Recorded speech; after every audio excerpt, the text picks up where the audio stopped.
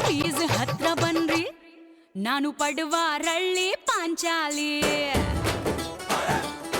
ನವ ಯುವಕರ ಹುಡುಗೋ ಸಂಚಾರಿ. Hello 1 2 3 mic testing.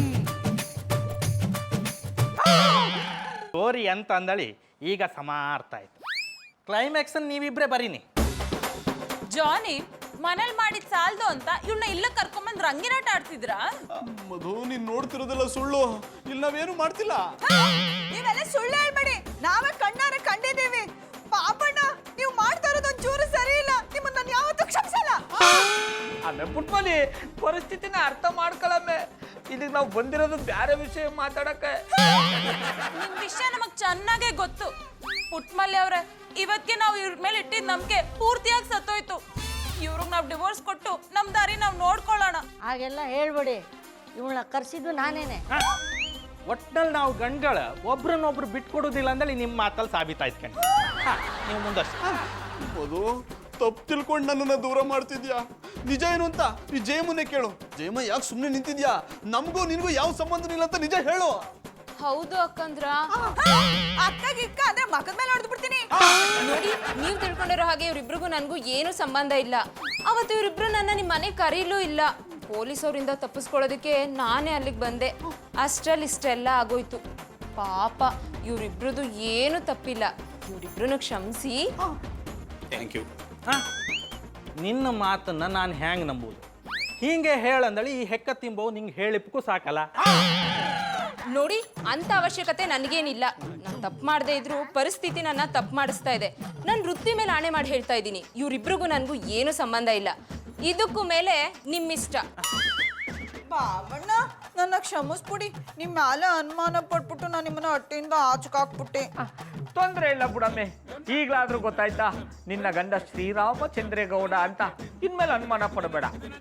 Madhu, please ನನ್ನ ಕ್ಷಮಿಸ್ಬಿಡು. ಕ್ಷಮಿಸಿದ್ದೀನಿ. ಆದ್ರೆ ನಂಗೊಂದು ಡೌಟು.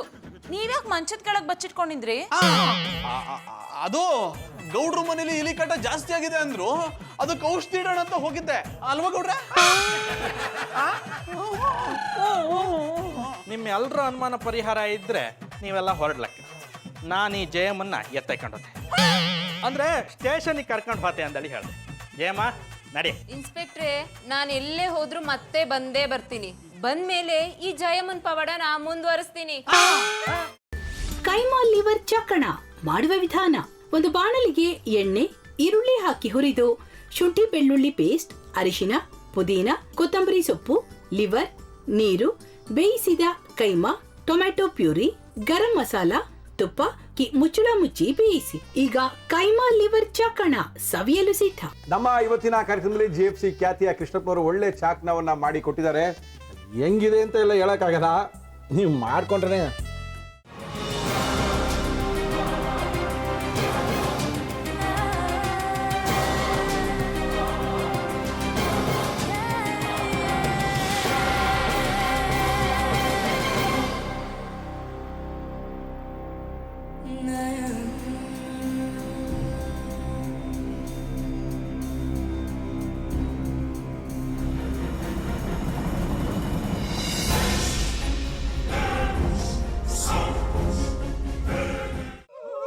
ಎಟ್ಟಿ ತಕೊಳಕ್ ಬಂದವ್ರನ್ನ ಸುಮ್ಮನೆ ಬಿಡಲ್ಲ. ರೂಮ್ ಕರ್ಕೊಂಡೋಗಿ ಸಾಯಿಸ್ಬಿಡ್ತದೆ. ರೂಮಿಗೆ ಕರ್ಕೊಂಡು ಹೋಗಿ ಯಾಕೆ ಸಾಯಿಸ್ತಾಳೆ? ಯಾಕಂದ್ರೆ ಅದು ಅವಳು ಪ್ರಿಯಕರನ್ ಸಾಯಿಸಿದ ಜಾಗ. ಅದಕ್ಕೆ ಅಲ್ಲಿಗೆ ಕರ್ಕೊಂಡೋಗಿ ಸಾಯಿಸ್ಬಿಡ್ತದೆ. ಈ ಮನೇಲಿ ದೆವ್ವ ಇದೆ ಅಂತ ಭಾಸ್ಕರ್ ಅವ್ರು ನನ್ಗೆ ಹೇಳೇ ಇಲ್ಲ. ಅವ್ರ ಹಟ್ಟಿಲಿ ವಾಸ ಆಗಿದ್ರೆ ತಾನೆ ಹೇಳಕ. ಹಟ್ಟಿಲಿ ವಾಸ ಆಗಿರೋರ್ನ ಯಾನು ಮಾಡಲ್ಲ.